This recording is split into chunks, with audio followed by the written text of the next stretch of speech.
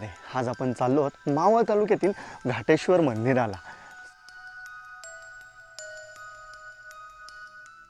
So आता सकाळचे झालेले आहेत 7:08 आणि आपण आता निघालो शिंदे घाटेवाडीला. सो इथून जे शिंदे घाटेवाडी आहे की नाही ते डिस्टन्स एकदा चेक करूयात आपण. मावळामध्ये आहे की नाही हे मी चेकच केलेलं होतं. सो 44 मिनटं आणि 28 किलोमीटर दाखवते आपल्याला.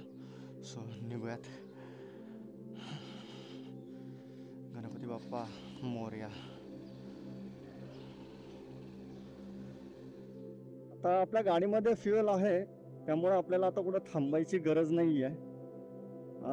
एअर वगैरे मी कालच चेक करून ठेवली होती गाडीतली. आज सुट्टीचा दिवस नाही आहे बरं का, मी वीकडेला निघालेलो आहे त्यामुळं गर्दी फारशी आपल्याला मिळणार नाही तिकडे आणि मला असा एकांतच हवा होता. त्याचमुळं मग मी मुद्दामून की नाही वीकडे काढूनच तिकडे चाललेलो आहे. आज वातावरण पण भारी आहे बरं का, इथे तळ्यात पाऊस नाही, पूर्ण कोरडा रस्ता आहे. देवानी साथ द्यावी आणि आपल्याला कुठेच पाऊस न लागावा. कारण की कसं आहे, हा जो मोटर लॉगिंगचा सेटअप आपण केलाय की नाही तो वॉटरप्रूफ नाहीये. तर तो वॉटरप्रूफ जर करायचा असेल तर मग माईक काढावा लागतो आणि माईक जर काढला तर मग तुम्हाला चांगला आपण आवाज येणार नाही. त्यामुळं मग तो ढगच आहेत नुसते, पाऊस येणार नाही असं वाटतंय. आय होप सो आपला व्यवस्थित प्रवास होईल. भन्नाटे बघा या साईडला हा आपला डोंगरवाडी आहे बघा, डोंगरवाडीचा डोंगर दिसतोय. आता आपण पोहोचलोय त्या जांभूळ फाट्यावरती. तुम्ही बघाल इथं शिवराज वडेवालून शिवराज कॉर्नर आहे आणि इथून आता आपल्याला राईडला जायचं आहे. इकडे पुढे की नाही केगा आईस्क्रीम आहे आणि इथे जांभूळ कॉर्नर म्हणून देखील लिहिलेलं आहे. सो हे फुल लक्षात ठेवायला लागेल आपल्याला, म्हणजे मॅपवरती टाकल्यानंतर पण तुम्हाला हाच रस्ता दाखवेल. त्या आपण इथं केगा आईस्क्रीम आणि या ठिकाणी माऊली हॉटेल आहे आणि त्या दोघांच्या मधून जाणारा हा रस्ता. आता हायवे सोडून आपण आतमध्ये आलोय की नाही तर आपल्याला काहीच प्रॉब्लेम नसणार आहे. म्हणजे इकडे गर्दी कुठलीच नसणार आहे. लांब लांबपर्यंत आपली कुलती एक गाडी नाही का असेल. सो रस्ता मोकळा भेटेल एकंदरीत, मला हे सांगायचं तुम्हाला, आणि लवकर डिस्टन्स कव्हर करू. आपल्या मावळ तालुक्यामध्ये की नाही भरपूर अशी महादेवाची मंदिरं आहेत. तुम्ही मागे पाहिलं असेल आपण कामशेत पासून आतमध्ये कोंडेश्वराचं जे शिवमंदिर आहे प्राचीन, त्याला व्हिजिट केली होती. सो आज आपण चाललो आहोत घाटेश्वराच्या मंदिराला. त्यानंतर वागेश्वराचं मंदिर आहे. अशी भरपूर छोटी मोठी शिवमंदिरं आहेत जे अजूनही की नाही तितकीशी आपल्याला माहीत झालेली नाही आहेत. म्हणजे काय म्हणतो आपण तिथंपर्यंत आपण पोहोचलेलो नाही आहे. सो माझा हा प्रामाणिक प्रयत्न हाच आहे की मावळातले जेवढे काही असे प्राचीन मंदिरं असतील, प्राचीन ठिकाणं असतील, किल्ले असतील, ह्या ठिकाणाची भटकंती तुम्हाला पोहोचवायची. मला जितकं प्रयत्न करता येतो तितकं माझ्या परीने मी करतोय आणि आय होप तुम्हाला हा माझा गोंडसचा प्रयत्न आवडत असावा. आता दुसरी गोष्ट अशी की महादेवाच्या दर्शनाला जायचं कारण एकच आहे की आता श्रावण महिना चालू आहे. तो श्रावण महिन्यामध्ये जितकं जास्त आपल्याला वेगवेगळ्या शिवमंदिराला भेटी देता येतील, जितकं आपल्याला शिवमंदिरांचं दर्शन घेता येईल, तो प्रयत्न करतोय अजून आपण. असलं भारी मावळ, पावसाळ्यामध्ये मावळ फिरणं म्हणजे की नाही अफलातून बरं का, अफलातून नजारे पाहायला मिळतात तुम्हाला. नुसता काळा कुट्टा आपला असा डांबरीचा रस्ता आणि दोन्ही बाजूला हिरवीगार झाडी आणि डोंगर रांगा. मावळ तालुक्यातला हा नाणे मावळाचा जो परिसर आहे की नाही तो भटकंतीसाठी भन्नाट आहे. कारण की माऊ किंवा वडेश्वरला तुम्ही जर आलात तर तिथून तुम्ही वरती आहे की नाही कुसूर पठारावर जाऊ शकता. जर लोणावळा भीमाशंकर कोणी ट्रेक केला असेल तर त्याला माहिती आहे कुसूर पठारावरचं जंगल किती भयानक. आणि त्या पूर्ण पठारावरती मी तुम्हाला इथं फोटो देईन, ते एक बाबा राहतात. तो पूर्ण पठार अगदी काय म्हणतो गच्च भरल्या झाडींनी ते जंगल आहे. त्या जंगलामध्ये एक छोटस घर आहे त्या बाबांचं आणि ते राहतात. तुम्हाला इथं फोटो दिसत असेल त्यांचा. कसलं भारी ना ऍक्च्युली, भारी आणि तितकंच काय म्हणतो आपण अवघड देखील आहे तिथं राहणीमान, कारण की इझिली तिथं ॲक्सेसेबल काहीच गोष्टी नाही आहेत. त्यांना हॉस्पिटल देखील जर जायचं झालं तर खाली ते कुसूर गावात यावं लागतं आणि त्यानंतर मग पुढे वडगाव वगैरे ठिकाणी तुम्हाला जायला लागेल. जर चांगलं हॉस्पिटलमध्ये जर तुम्हाला जायचं असेल तर बाबा एकटेच राहतात. लास्ट टाइम ज्यावेळेस आम्ही त्यांना भेटलो होतो तर त्यांचं असं म्हणणं होतं की त्यांना तिथेच करमतं. ऑब्व्हियसली इतकी वर्ष त्यांची लहानाचं मोठे ते तिकडे झालेले आहेत, त्यानंतर त्यांना अशा शहरी भागामध्ये नाही करमत. मग एकटेच राहतात. काही गुरु आहेत त्यांची सोबत आणि मस्त आनंदाने एकटे राहत आहेत तिकडे. ते कॅमेरा दिसतंय की माहिती नाहीये, पण ह्या साईडला की नाही भन्नाट एक वॉटरफॉल आहे बघा. पाणी कमी येतंय पण कसलं भारी वाटतंय ते. पावसाळ्यामध्ये तर की नाही, जे जर जोरात पाऊस ज्यावेळेस चालू असेल त्यावेळेस तिथून येणारं पाणी, हा अफलातून नजारा असेल तो. आपण आता पोहोचलोय त्या वडेश्वर गावामध्ये. गावात देखील एक मस्त सुंदर असं मंदिर आहे बरं का देवाचं. तुम्ही बघाल आता माझ्या राईट साईडला नदीचं पात्र कुठेपर्यंत आलेलं आहे.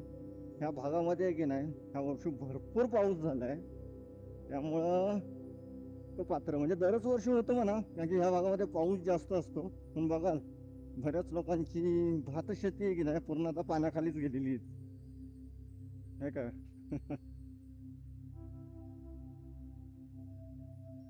आणि हे समोरचे धबधबे बघा तुम्ही. इथला पहिला, हा दुसरा, तिकडे तिसरा, चौथा, लाईनीने सगळे धबधबे आहेत बरं का. वा, भारी वाटतंय. पण आता त्या ठिकाणी पोहोचलोय जिथून आपल्याला राईड घ्यायला लागेल. हा रस्ता सरळ आहे की नाही नागाचीला जातो. सो आपल्याला हा राईड घेऊन या घाटेश्वर मंदिराला जावं लागतं. ज्या दोन वाड्या आहेत, शिंदेवाडी आणि घाटेवाडी, त्या पुलाच्या पलीकडं आहेत. तुम्ही मॅपवरती पण टाकलं की नाही गुगल मॅपला तर तुम्हाला भेटून जाईल ते. पण मॅपवरती रस्ता कळत नाही, रस्ता कसा आहे काय आहे. त्यामुळे ह्या व्हिडिओचा आपल्याला फायदा होईल तुम्हाला. इथं बोर्ड लावलेला आहे समोर, घाटेश्वर शिव मंदिराकडे. सो इथून राईट.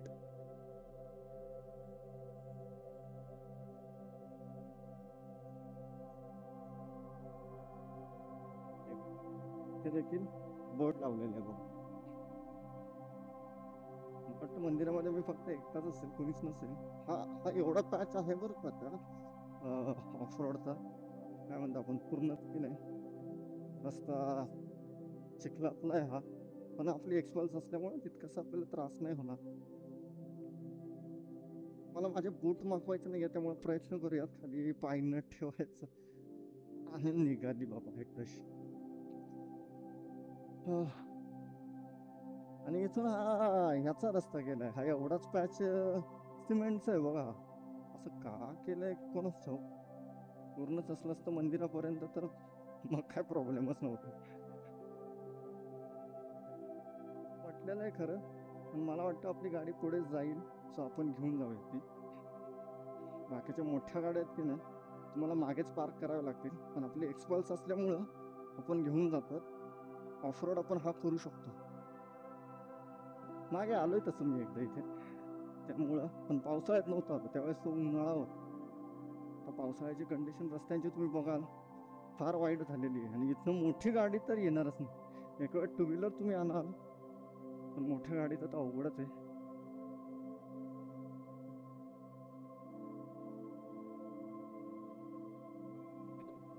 फसू नये एवढाच प्रयत्न आहे माझा. बघाल तुम्ही हे घाटेश्वराचं शिव मंदिर. चांगल्या ठिकाणी गाडी पहिले पार्क करूया आपण. इथे तुम्ही पाठीमागे बघाल आपण आपली गाडी पार्क केली आहे आणि मंदिर असं माझ्या समोरच आहे. सो आपण तिकडे जाऊयात. इथं आज आहे की नाही मी एकटाच आहे, म्हणजे बाकीचे कोणीही इथं नाही आहे. अगदी शांतता आहे. फक्त मंदिराची पूजा करण्यासाठी ते पुजारी आहेत तेवढेच. आणि तुम्ही बघाल किती शांतता आहे इथं. हे मंदिर बघा पाठीमागे, आणि हा मंदिराचा परिसर आहे. भारी आहे. मुद्दामूनच मी आज की नाही वीकडेला आलेलो आहे.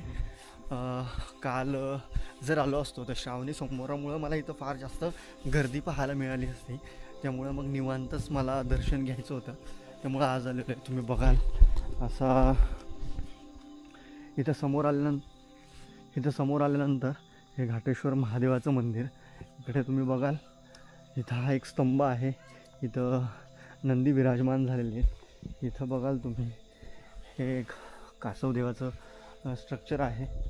आणि इकडे पुढे आल्यानंतर तुम्ही इथे बघाल या ठिकाणी भस्मासुराचं जे आहे की नाही ते मूर्ती आहे इथे, पण ती खालती चिखल खूप जास्त गाळ साचल्यामुळं तो त्याच्यामध्ये अर्धा गेलेला आहे. आणि हे आपलं घाटेश्वराचं मंदिर लॉक नसतं, फक्त कडी लावलेली असते. तुम्ही बघाल इथं हे महादेवाचं मंदिर.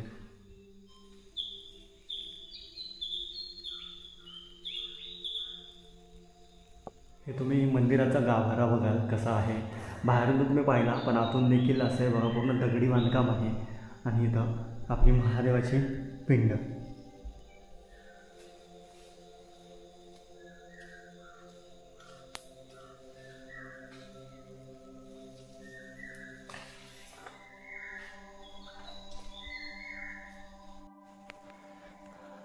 आज इथे फक्त मी एकटाच असल्यामुळे की नाही खूप चांगल्या पद्धतीने माझं दर्शन झालेलं आहे महादेवाचं. तुम्हाला देखील अशा एवढ्या शांत पद्धतीमध्ये जर दर्शन घ्यायचं असेल की नाही तर श्रावणातील सोमवार किंवा सॅटर्डे संडे सोडून तुम्ही जर अशा वीकडेला इथे आलात तर खूप छान पद्धतीने दर्शन होईल. तुम्ही बघाल मंदिर किती सुरेख आहे, तुम्हाला आतून देखील दाखवलं मी. मंदिराचा हा जो डोम बनवलेला आहे की हा पूर्ण जो आहे तो दगडामध्ये बांधकाम आहे. आणि आतमधून तुम्ही पाहिलं तर ते पूर्ण आहे की नाही स्ट्रक्चर तुम्हाला दिसून येत आहे. इथं नंदी विराजमान झालेले आहेत, इथं कासव आहे, ती देखील मूर्ती तुम्ही कासवाची जर बघितली असेल तर पूर्ण दगडामध्ये कोरलेली आहे. आणि या ठिकाणी मी तुम्हाला मागे जे म्हटलं की ते भस्मासुराचं म्हणजे ते राक्षसाचं जे काही मूर्ती आहे ती पूर्ण आहे की नाही आता त्या चिखलामध्ये गाळामध्ये धसलेली आहे, पण ती देखील दगडातली आहे. आणि दोन्ही साईडला तुम्ही इथे साईडला बघत असाल तर पायऱ्या आहेत, पूर्ण गवत आहे हे, आणि एव्हरग्रीन आहे. आज मी पावसाळ्यात आलो आहे त्यामुळं नाही सांगत आहे, मी उन्हाळ्यात देखील इथे येऊन गेलो आहे. सो इथं ह्याच ठिकाणचं तुम्हाला की नाही परिसर पाहायला मिळतो. तर माझ्यासोबत आता आहेत ह्या मंदिराची पूजा आज सकाळी त्यांनी केली. तर दादा तुमचा परिचय काय, तुमचं नाव काय म्हटलं? अंकुश बळीराम खांडवर. मग तुम्ही कुठल्या गावातले? इथे शिंदे घाटेवाडी. इथं 2 वाड्या आहेत ना वाटतं, मला वाटतं शिंदेवाडी आणि घाटेवाडी अशा 2 वाड्या आहेत. तर तुम्ही घाटेवाडीचे? हो, घाटेवाडी. तर मला ह्या मंदिराबद्दल थोडीशी माहिती देऊ शकता का तुम्ही? हे मंदिर जे बनवलंय ना हे आपल्या इकडं असं नाहीये मंदिर. बरोबर. हे हिमाचल प्रदेश काश्मीर आहे ना त्या साईडला अशी बनवलेली घडण आहे मंदिर. बरोबर. जो बर्फही पडणारा साईडला जावा त्यासाठी 2020ला जे वादळ झालं ना हे झाडाचे सगळे फांदे पडले होते, पण मंदिराला कुठलीही विजा झाली नाही, अजिबात एकही दगड हलला नाही. सगळे साईडला, इथं पाय ठेवायला सुद्धा जागा नव्हती राहिली, एवढे पूर्ण फिट झालं होतं. 2006ला 2020ला ते वादळ झालं बघा. बरं, वादळ 2020ला. बरोबर. मग आता हे मंदिर त्या स्ट्रक्चर अगोदरपासूनच आहे की आता हल्ली बांधलेलं आहे? हो, ते आजोबापासूनच आहे, ते फार जुनं आहे. बरोबर. म्हणजे आपण केदारनाथला जे बघतो डोम टाईप केदारनाथचं जे मंदिर आहे तशाच पद्धतीचं आपल्या इथं केलेलं आहे. तर इथे घाटेश्वराचं मंदिर. आणि असंच तुम्ही इकडे थोडंसं पुढे गेलात की नाही तर तिथं तुम्हाला जो टाटाचा डॅम आहे ते व्हाईट जे दिसतंय त्याचं बॅकवॉटर आलेलं आहे. सो तुम्हाला ते देखील पाहायला भेटेल. अगदीच शांतता इथं. सो मंडळी, तुम्हाला व्हिडिओ कशी वाटली मला कॉमेंट करून नक्की सांगा. इथंपर्यंत व्हिडिओ पाहताय म्हणजे व्हिडिओ नक्कीच आवडली असेल तर व्हिडिओला लाईक करा आणि चॅनलला सबस्क्राईब करा, जेणेकरून मग अशाच पद्धतीचे नवीन मंदिरं किंवा मावळातील काही प्राचीन गोष्टी असतील त्या तुमच्यापर्यंत लगेच पोहोचतील. सो भेटूयात पुन्हा एका मग अशाच नवीन व्हिडिओमध्ये.